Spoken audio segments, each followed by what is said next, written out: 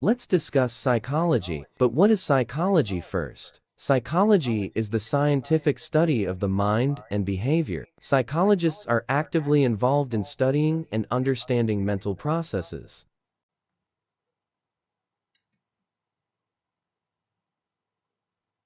Now, let's discuss Sigmund Freud's contributions in human psychology. Sigmund Shlomo Freud, known as Sigmund Freud, is born on 6th of May year 1856 and died at the age of 83 on 23rd of September 1939.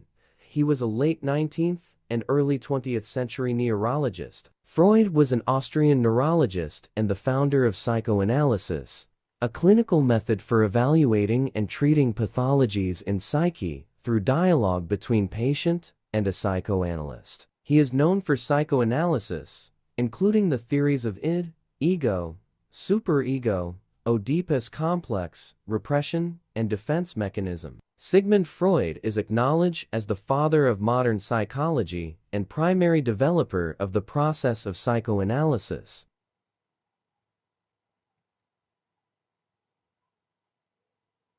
Freud was born to Galician Jewish parents in the Moravian town of Freiburg in the Austrian Empire. He qualified as a doctor of medicine in 1881 at the University of Vienna, and upon completing his habilitation in 1885, he was appointed a docent in neuropathology and became an affiliated professor in 1902. Freud lived and worked in Vienna, having a set-up clinical practice there in 1886. During his study and practice of psychoanalysis, he devoted therapeutic techniques such as the use of free association and discovered transference, establishing its central role in analytic process. Freud's redefinition of sexuality to include its infantile forms led him to formulate the Oedipus complex as a central tenet of psychoanalytical theory.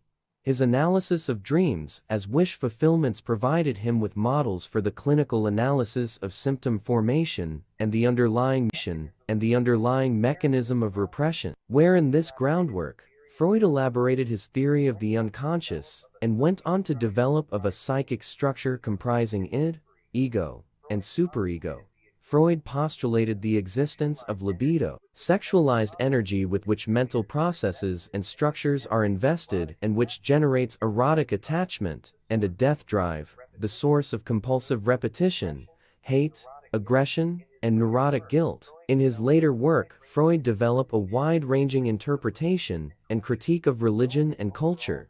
Though in overall decline as a diagnostic and clinical practice, psychoanalysis remains influential within psychology, psychiatry, and psychotherapy, and across the humanities. It thus continues to generate extensive and highly contested debate concerning its therapeutic efficacy, its scientific status, and whether it advances or hinders the feminist cause. The id, ego, and superego. According to Freud's psychoanalytic theory, the id is primitive and instinctual part of mind that contains sexual and aggressive drives and hidden memories. The ego is the realistic part that mediates between the desires of the id and the superego, whilst the superego operates as a moral conscience. Below are the illustration of exact example to describe the idea.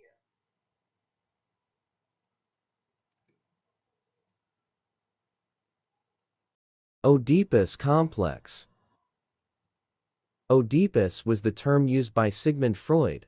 Originally, Oedipus was a mythical Greek king, a tragic hero in Greek mythology. Oedipus accidentally fulfilled the prophecy that he would kill his father and marry his mother, and because of that it brings disaster to the city and to his family. The theory of Sigmund Freud of Oedipus complex occurred during the phallic stage of psychosexual development, ages 3 to 6, when a boy is becoming unconsciously sexually attached to his mother and become antagonistic towards their same-sex parent and envy or wanted to get rid of their father. In Freudian psychology, psychosexual development is a central element of the psychoanalytic sexual drive theory. According to Sigmund Freud, he believed that the personality developed through a series of childhood stages in which pleasure-seeking energies from the child become focused on certain erogenous part of a body that is sensitive to sexual stimulation of orgasm, erogenous, sexually arousing areas.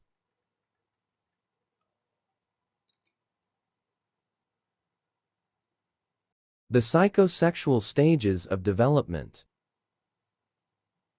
Oral stage. The first stage of psychosexual stages of development is oral age 1 year. The libido is centered in child's mouth. During oral stages, baby got satisfaction on putting all sorts of things on its mouth, which in this oral stage does, such as biting, sucking, or breastfeeding. Freud said oral stimulation could lead to oral fixation in later life, which is the addiction of oral doings, smokers, nail biters, and thumbsuckers. Anal stage. During anal stage of psychosexual stages of development ages 1 to 3 years, the libido is focused on anus. The child obtains immense pleasure of defecating. The child is now aware of his existence, and their wishes can bring conflict with the demands on the outside world. Freud believed that this type of conflict tends to come to a head in potty training, in which adults impose restrictions on when and where the child can defecate. In this stage, it can determine the child's future relationship to all forms of authority. Phallic stage. The phallic stage of psychosexual stages of development ages 3 to 6 years. The libido is now focused on erogenous area. The child become aware of sexual differences, which sets in action of conflict to sexual attraction, resentment, rivalry, and jealousy, which Freud called the Oedipus complex in boys and Electra complex in girls. The process of child's identification resolved when a child is adopting the characteristics of same-sex parent. Latency stage.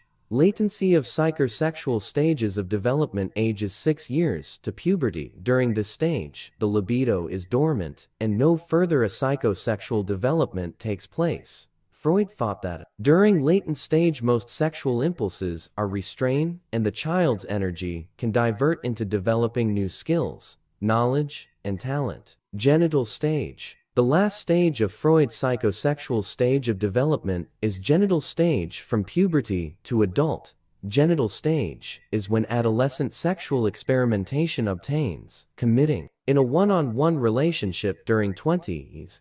According to Freud, the proper outlet of the sexual instinct in adults was heterosexual intercourse, and not just one self-pleasure during phallic stage.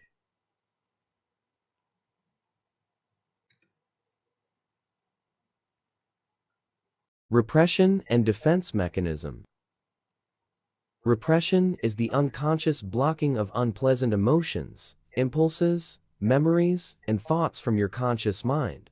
First described by Sigmund Freud, the purpose of this defense mechanism is to try to minimize feelings of guilt and anxiety.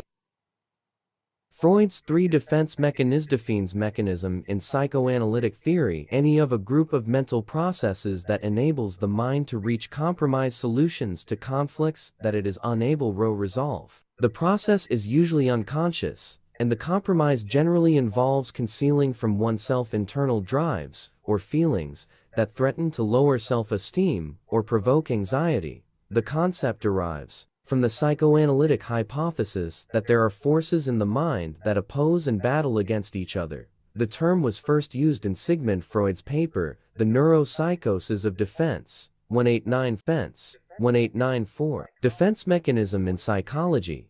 Freud's theory. Freud argued that the mind was made up of 3 components: the id, ego, and superego. Repression is a defense mechanism whereby unpleasure-provoking mental processes, such as morally disagreeable impulses and painful memories, are actively prevented from entering conscious awareness.